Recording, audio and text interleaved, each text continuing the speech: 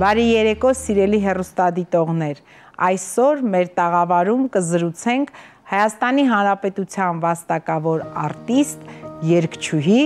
Գայանե Ներսիսյանի հետ։ Բարի երեկո, հարգելի տիկին Ներսիսյան,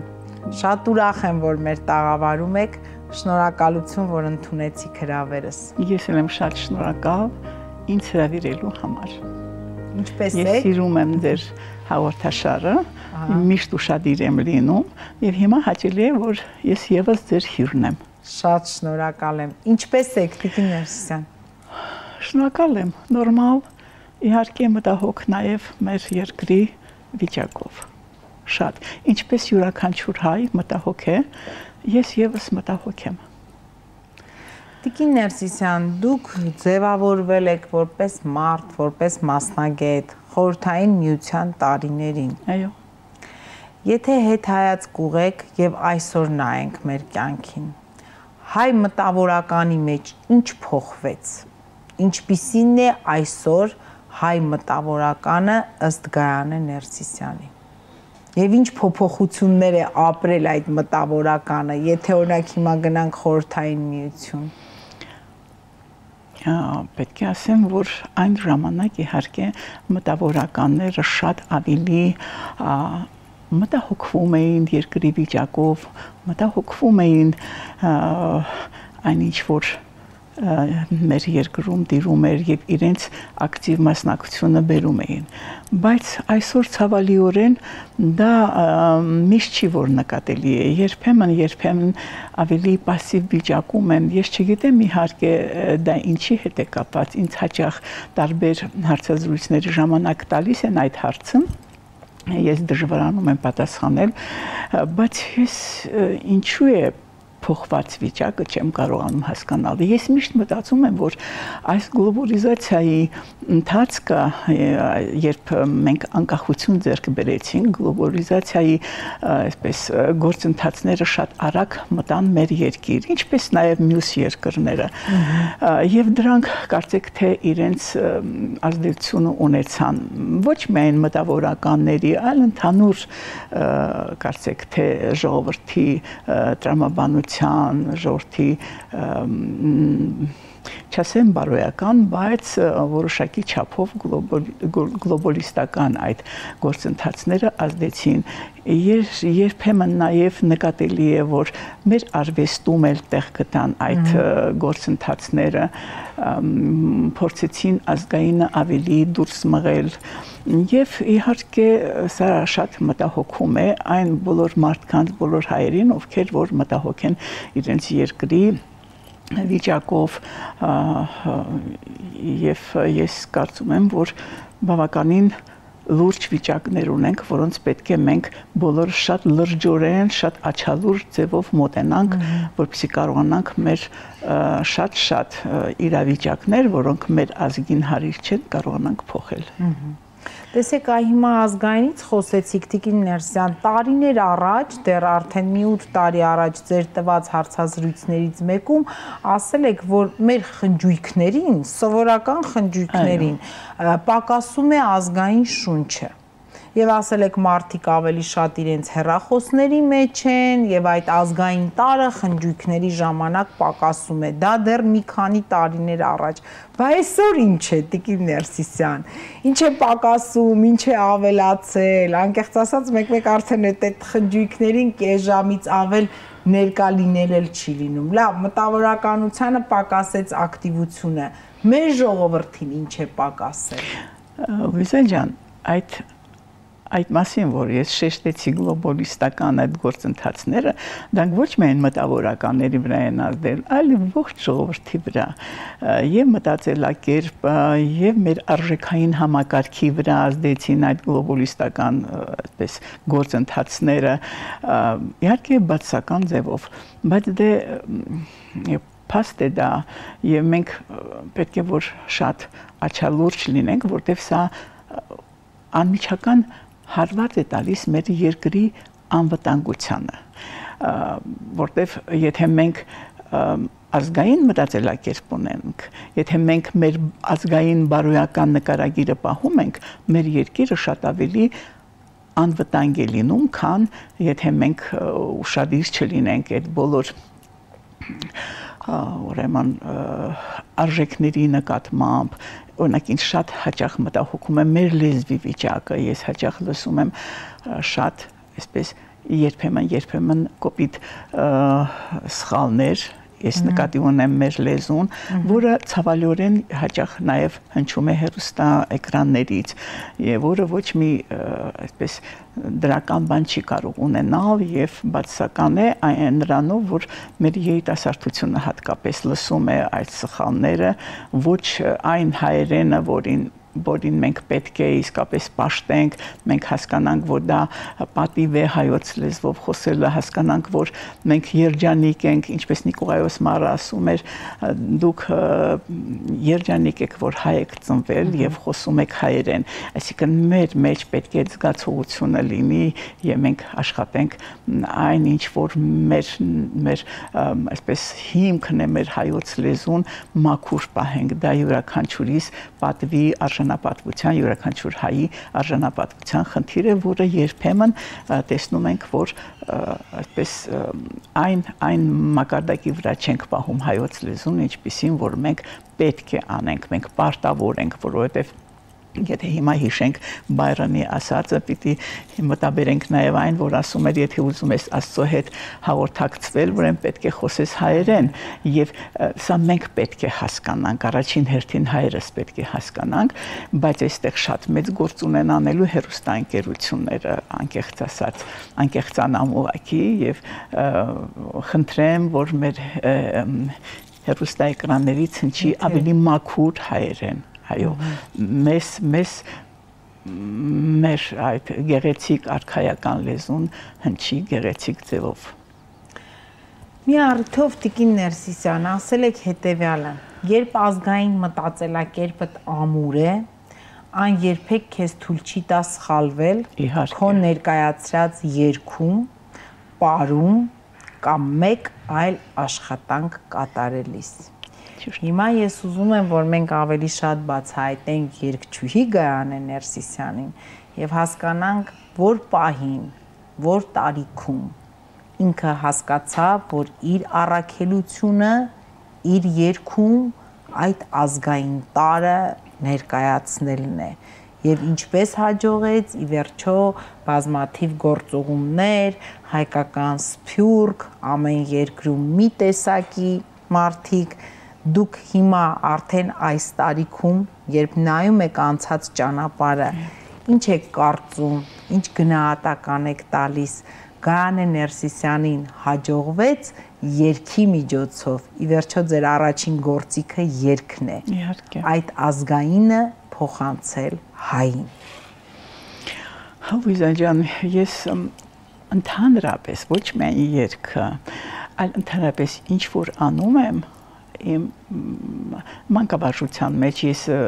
երկար տարիներ նաև աշխատել եմ բուհերում եւ երաժշտական դպրոցում, ես ամեն ինչում փորձել եմ անել այնպես, որ այն ազգայինը, այն ճիշտը, գեղեցիկ ազգայինը, հայկականը կարողանամ պահպանել։ Դա ես չգիտեմ որ պահից է ինձ մոտ այդպես խորությամբ նստած, բայց ես կարծում եմ, որ մանուկ հասակից, միգուցե որովհետև ես ծնվել եմ բավականին այսպես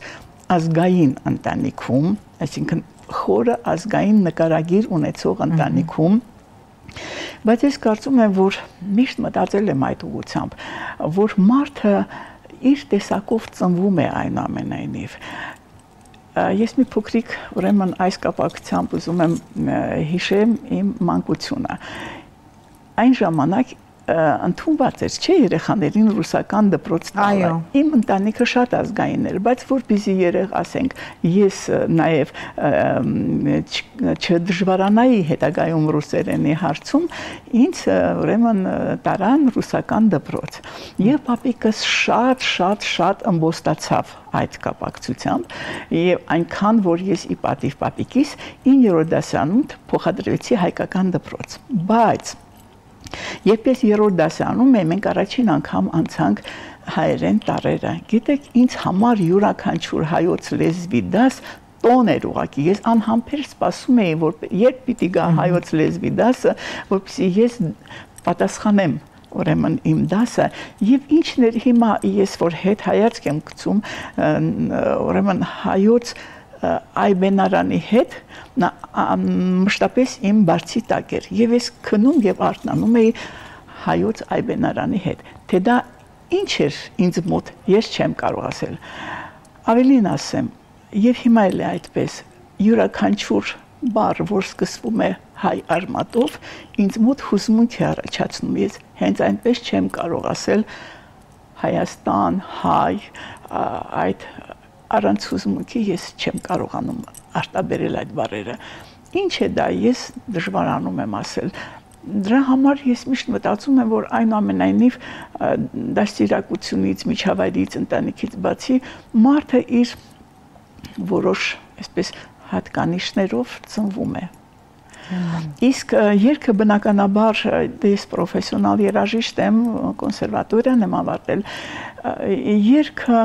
մանկուց լսել եմ մեր ընտանիքում մայրը շատ լավ երգում էր ընդհանրապես մեր ազգի մեջ այդ հայկական երգը ընդունված էր երգում էին հայրը շատ հրաշալի նվագում էր դաշնամուր թեև նրանք երկուսն էլ ինժեներներ էին բայց բոլոր դեպքերում այդ երգու երաժշտությունը հայկականը մաքուրը ուրեմն ինձ համար լսելի էր մանկուց եւ բնականաբար ես եւ իմ պրոֆեսիոնալիզմը եւ նաեւ սիրելով հայկականը հարգելով հայկականը մտահոգ լինելով որ ամեն ինչը լինի հայեցի բնականաբար ես պիտի երգեի եւ այսպես փորձեի ամեն ինչը լիներ հայկական եւ հատկապես նաեւ պրոֆեսիոնալ ես շատ հարգում եմ պրոֆեսիոնալիզմը գիտեք ամեն գործում մարդը պետք է լինի պրոֆեսիոնալ եթե պրոֆեսիոնալիզմը տեղ չի գտնում դա արդեն խախտվում է ինչ որ բաներ դրա համար եւ իմ կրթությունը եւ իմ աչալուրջ լինելը ազգային բոլոր արժեքների նկատմամբ հավանաբար դա բերեց նրան որ ես շատ աչալուրջ եմ վերաբերվում նաեւ մեր երգարվեստին որը շատ սիրում եմ եւ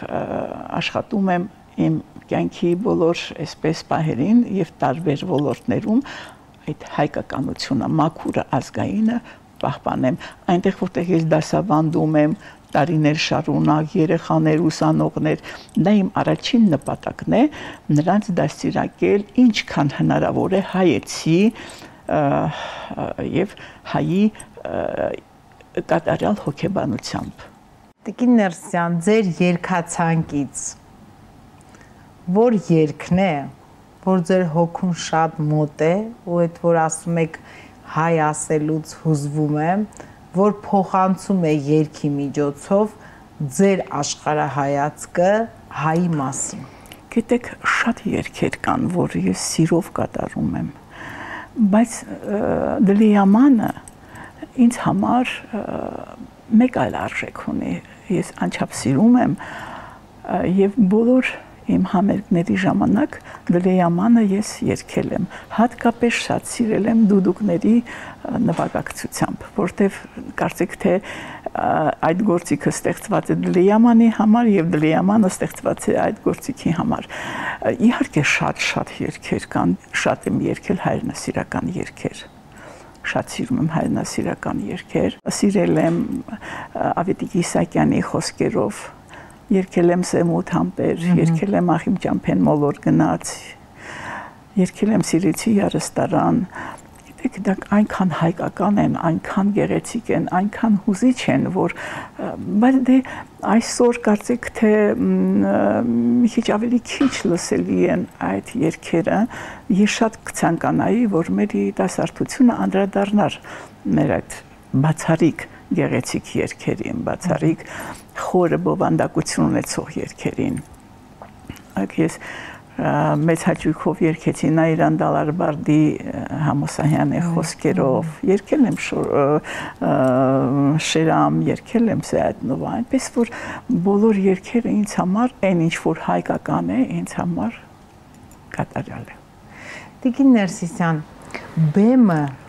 ինչ է ի վերջո արվեստագետի համար եւ տարիքի հետ էլի կներեք փոխվում է վերաբերմունքը բեմի նկատմամբ, թե դա այնպիսի վարակիչ ուժ է, որ մարդ ոչինչ չի զգում ու անընդհատ ձգտում է դեպի այդ վայրը, այդ կետը, այդ լույսերը, այդ սպասող հանդիսատեսը, ի վերջո լինում է այնպիսի ժամանակ, որ մարդ ասի բավական է ու էլ չեմ ուզում, թե չի լինում։ Ինձ թվում է չի լինում, որովհետև բեմը երջանկություն է, որովհետև հանդիպել հանդիսատեսի հետ եւ տալ նրան այն ինչ որ դու զգում ես, որ նա ցանկանում է եւ դա քեզ հաջողում է, դա մեծագույն երջանկություն է եւ բեմից հրաժարվելը դա ուղղակի անհնարին է։ Ճիշտ է հիմա այս վերջին տարիներին մի քիչ ավելի իմ համերգները դարձել են ավելի թվով քիչ, բայց միևնույն է, էլի տարբեր առիթներով, տարբեր միջոցառումների ժամանակ երգում եմ եւ դա մեծ երջանկություն է։ Իմ վերջին համերգը, որ այդպես բավականին մասշտաբային էր, 21 թվականին էր Փոքր դալիճում, որը նվիրված էր մեր Լեռնահայաստանի 100-ամյակին։ Եվ ես չէի կարող չանդրադառնալ այդ ուրեմն դարեթվին, որովհետև ես քանի որ պաշտում եմ Գարեգին Նժդեին, դրա համար ես պարտադիր պիտի Լեռնահայաստանին անդրադառնայի եւ անդրադարձա 21 թվականի ապրիլի 26-ին Փոքր դալիճում։ Լավ, Գայանե Ներսիսյանը արդեն գտել էր իր երջանկությունը բեմի միջոցով, հասկացել էր, որ ինքը երգչուհի է, տաղանդավոր երգչուհի է, Հայաստանի Հանրապետության վաստակավոր արտիստ է, բայց հայոց պատմությունը նաև ոնց որ հանգիստ չէր տալիս Գայանե Ներսիսյանին եւ նա միայն բեմով չբավարարվեց եւ հասկացանք, որ Գարեգին Նժդեի անվան թանգարան եւ իդեպ ասել եք, որ գրքերից կա երկու կարևոր գիրք, որ պետք է ընթերցել Նարեկացի եւ միշտ պետք է ընթերցել Գարեգին Նժդե։ Լավ, ինչպես ի վերջո պատմությունը բարդ ոլորտ, մասնագետ չեք այդտեղ Տիկին Ներսիսյան։ Այո։ Վերջո դա էլ է համարձակություն, թանգարան ստեղծել, չէ, այցելուներ ունենալ, խոսել դրա մասին, դա ստացվում է մարդու համար երկրորդ մասնագիտություն, ի վերջո մարդը պիտի կրթվի ուրեմն նաև այդ գծով, երիտասարդներ են գալիս ձեզ մոտ, աշակերտներ, ուսանողներ, այն էլ 21-րդ դարի աշակերտն ու ուսանողը, որ ի վերջո սոցցանցերի միջոցով, որոնք դուք ասել եք, որ չեք սիրում, ընդհանրապես սոցցանցերը, բայց այսօրվա աշակերտն ու ուսանողը սոցցանցերի միջոցով շատ լավ մեզ մանկավարժներին ստուգում է եւ սխալվելու իրավունք չունենք։ Ինչպես Նժդեհը եկավ Գայանե Ներսիսյանի կյանք կամ Գայանե Ներսիսյանը ինչպես մտավ Նժդեհի պատմագրություն, չգիտեմ։ Այ դուք շատ ճիշտ նշեցիք, դե քանի որ ես ասեցի, որ իմ էությունը խիստ ազգային է, բնականաբար բացի հայոց լեզվի նկատմամբ ունեցած այդ իմ մեծ սերը նաև հայոց պատմության նկատմամբ։ Դե հայոց պատմությունը մենք այն ժամանակ սովորում էինք սովետական տարիներին։ Եվ պիտի ասեմ, որ այն ժամանակ կարծեք թե մեզ Նժդեին չէին ներկայացնում այդ տարիներին, այո։ Եվ երբ անկախացանք, արդեն շատ ավելի այսպես մեր ազգային հերոսները սկսեցին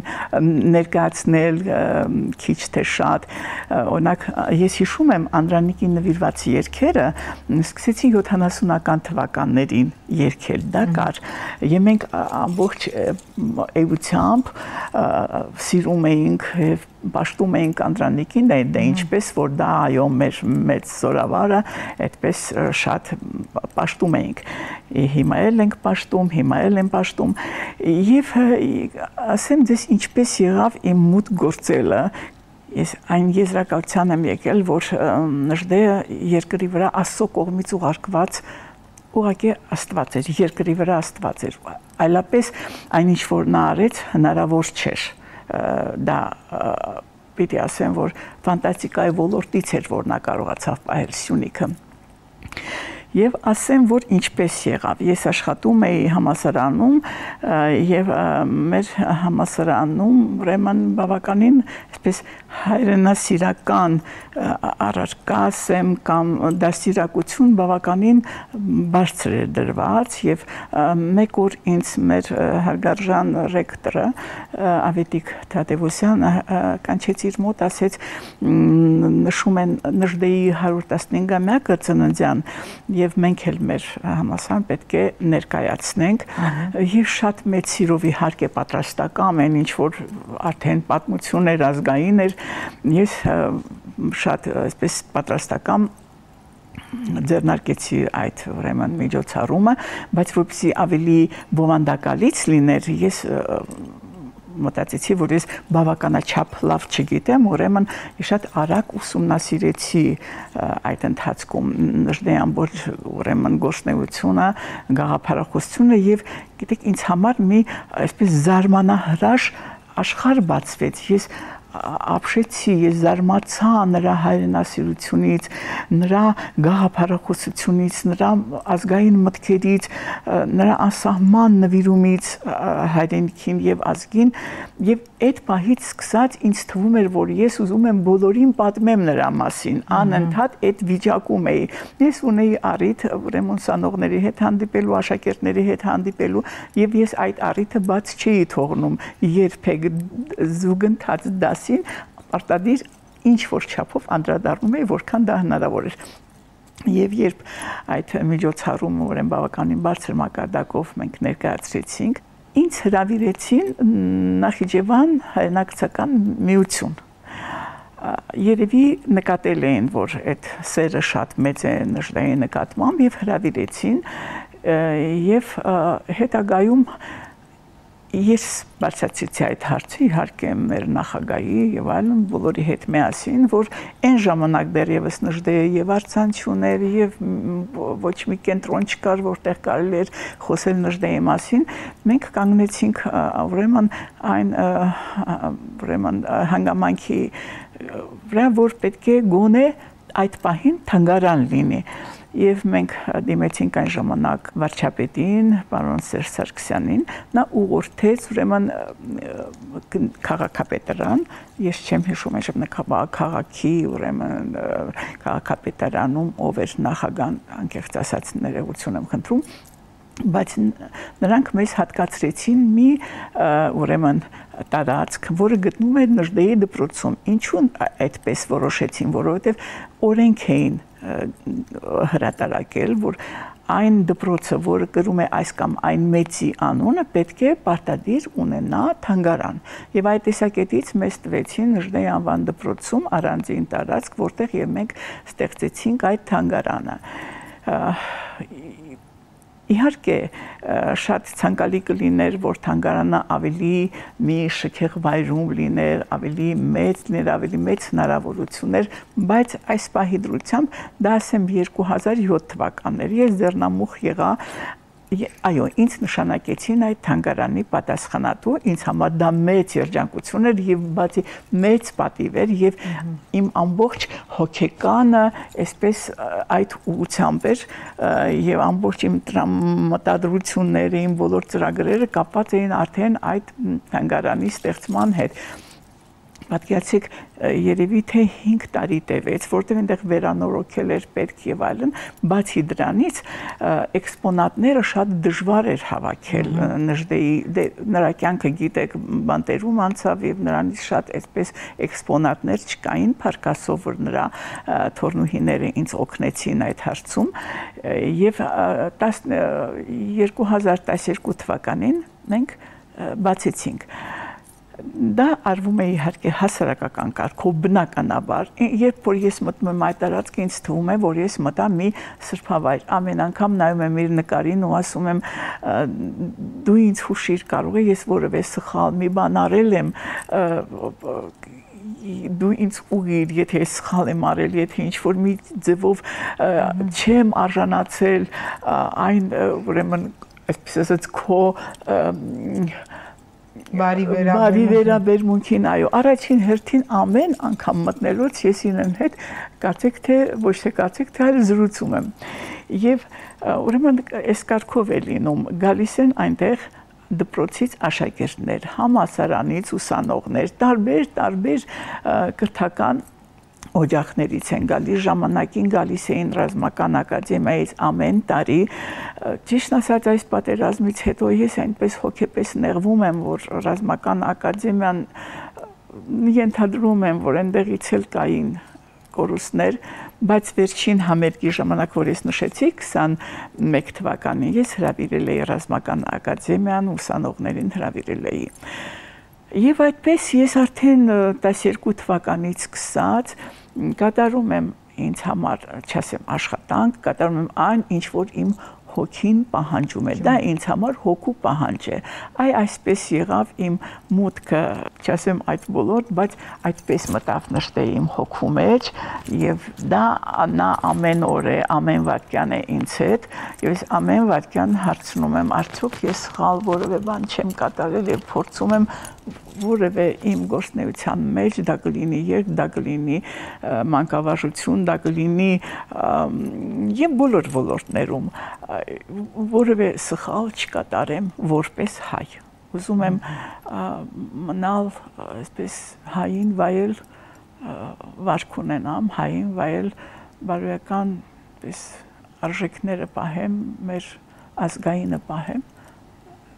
Դրանով ես ապրում եմ։ Ուրեմն այդպես ստացվեց, որ բացի երգի, ուրեմն երգից, ես հիմա հոգեպես շատ բավարարվում եմ, երբ կա իմ կյանքում նշտե։ Վաղը շաբաթ օր է, չէ, վաղը ինձ մոտ գալու են սկաուտներ, ընդ որում սկաուտները, այս խումբը սկաուտներին մի որոշ ժամանակ առաջ էին եկել սկաուտներ, բավական շատ էին եւ հրաշալի բալիկներ էին, մի 50 հոգի եկել էին։ Եվ հիմա գալու են Արցախից երիտասարդներ վաղը ժամը 12-ին ինձ մոտ կլինեն, ես նրանց սիրով սպասում եմ, շատ սիրում եմ արցախցիներին, այսինքն բոլոր հայրեն եմ սիրում, բայց դե հիմա կարծեք թե շատ զգայուն է Արցախի թեման եւ արցախցիների վիճակը շատ զգայուն է, դրա համար մեր վերաբերմունքն էլ պետք է նրանց նկատմամբ արտահայտված բարի լինի, արտահայտված այսպես ուշադիր լինի, յուրաքանչյուր հայ պետք է ուշադիր լինի արցախցիների նկատմամբ, որովհետև այսօր նրանց վիճակը բավականին լուրջ է եւ ծանր է եւ կարծում եմ, որ եթե մարդը հայ է իր հոգով, նա չի կարող չմտահոգվել այս ծանր վիճակի հետ, որը ցավալիորեն մեր արցախցիները, որում գտնվում են մեր շատ սիրելի, մեր հայրենասեր, մեր սկզբունքային, մեր շնորհքով խելացի արցախցիները։ Տիկին Ներսյան, լավ, եթե գաղափարախոսությունից նշտե, բա ֆիլմերից ասել եք ամենասիրված ֆիլմս պատերազմ եւ խաղաղությունն է։ Շատ վաղուց էր, այո, այդ Վայնա միր, ինչու Տիկին Ներսիսյան։ Այն ժամանակ դեռ նժդեի ֆիլմը նկարված չէր։ Ահա, հիմա նժդեի ֆիլմը։ Այո, հիմա, այո, ինչքան նայում եմ, անverջ նայում եմ, գիտեք, եթե ամեն օր ցուցադրեն այդ ֆիլմը, ես անverջ կնայեմ։ Այո, դա տարիներ առաջ եք ասել պատերազմ։ Հիմա փաստորեն մասին ֆիլմը եկել է առաջնագիծ։ Այո, իդեպ ես նաև ձայնագրեցի նժդեին նվիրված երգ, դա համացանցում դրված է, ես չեմ դրել, որտեվ ես այդ չունեմ, այդպես մեծ սեր չունեմ համացանցի հետ, բայց դրված է նժդեի երգը համացանցում, այնպես որ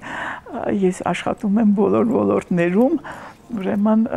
լինել նժդեի հետ կամ նժդեի ինձ հետ։ Տիկին Ներսիսյան, դուք կարծրատիպեր ունեք։ Եվ ինչ է կարծրատիպը ձեզ համար։ Լույզա ջան, ես այն ինչ որ հիմա ասում եմ, որ ամեն ինչը ինձ համար պիտի լինի հայկական, հայեցի։ Ինձ թվում է, եթե կարելի է դա համարել կարծրատիպ, չգիտեմ, դա համարվի կարծրատիպ, թե ոչ։ Ինձ թվում է դրանում ինչ որ մի այսպես հնչյուն կամ մոտիվ կամ չոր երանք կա կարծրատիպ լինելու։ Դա կարծրատիպ է, ուրեմն ստեղ էլ կարծրատիպ ենք կոտրում, որովհետև ստացվում է, որ դա աշխարհի ամենալավ կարծրատիպն է։ Եթե հայի համար հայկականությունը կարծրատիպ է, ուրեմն ինքը թող մնա, էլի։ Այո, թող մնա այդպես, այո։ Դե այդպես է, ես ուրիշ կերպ չեմ կարող, որովհետև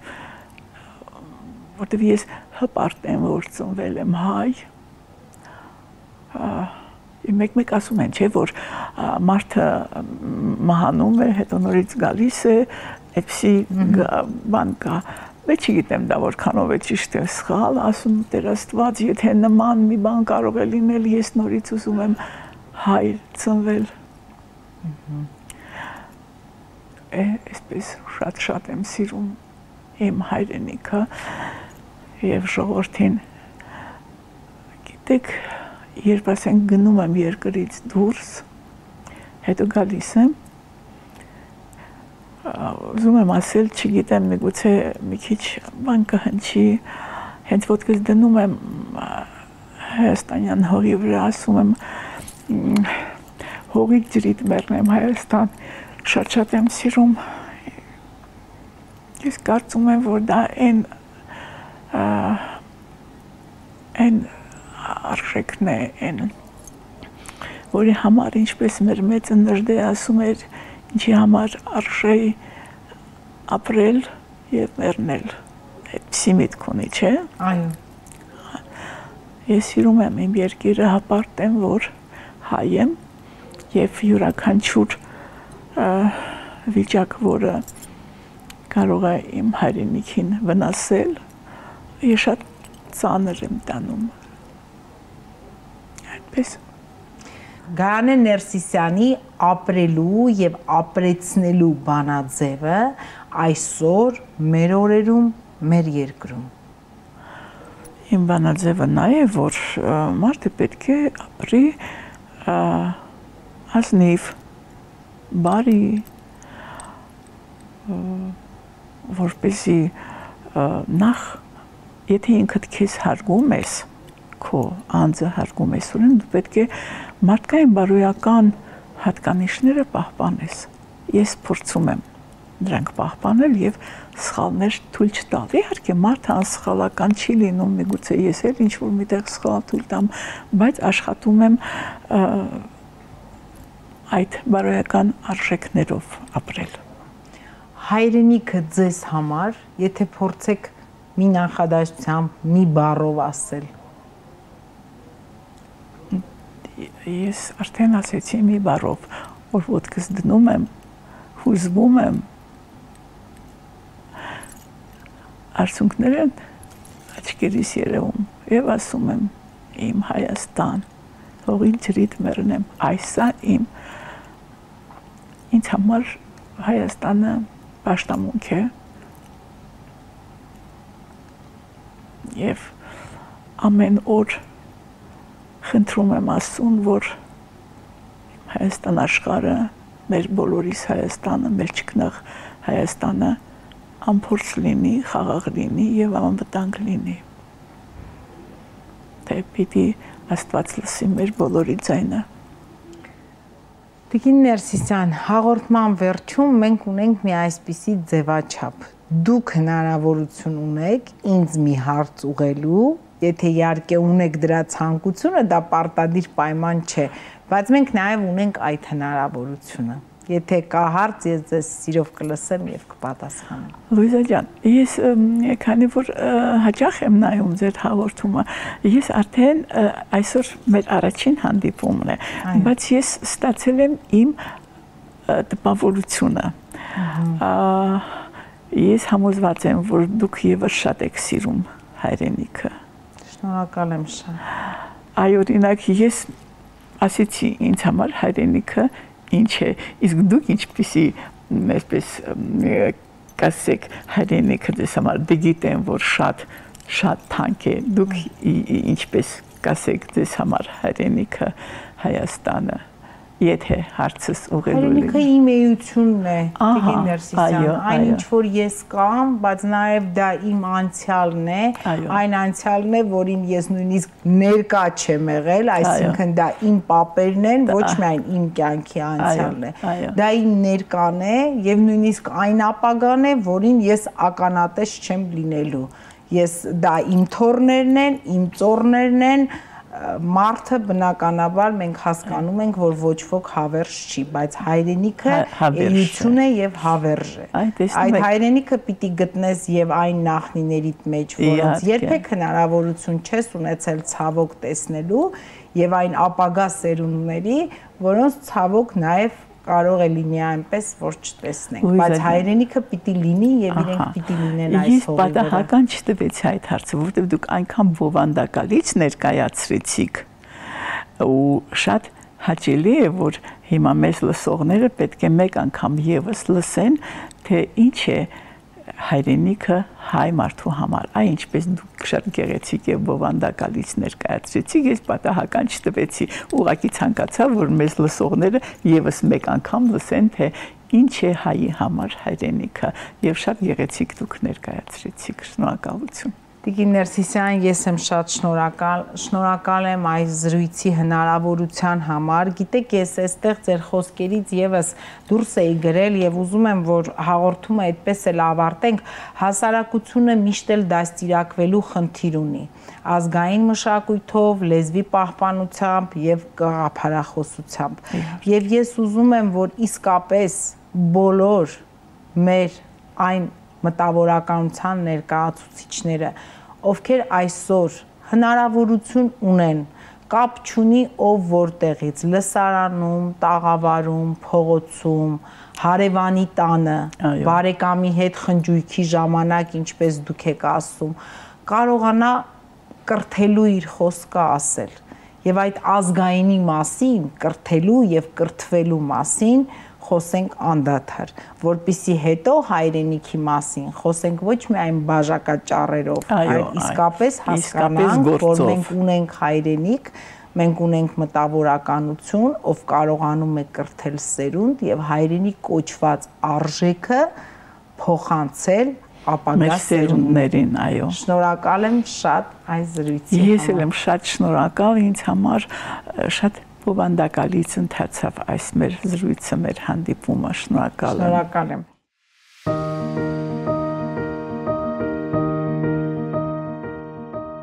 Ամենալավագույն ցանկություններս հրաշալի հայուհուն Լուիզա Սարգսյանին, շնորհակալ եմ, որ դուք կաք մեր ժողովրդի համար։ Ես եմ շատ շնորհակալ, Տիկին Ներսիսյան, շատ շնորհակալ եմ։ Այսպիսին ներկայան է Ներսիսյանը առանց կարծրատիպերի։ Տիկին Ներսիսյանը կարծրատիպեր չունի, պարզապես հայ արմատ ունեցող բոլոր բառերով ստեղծել է իր շուրջը ամուր պարիսպ եւ չի պատրաստվում քանդել այդ պարիսպը։ Իսկ դուք ապրեք առանց կարծրատիպերի, մի վախեցեք, կհանդիպենք հաջորդ շաբաթ։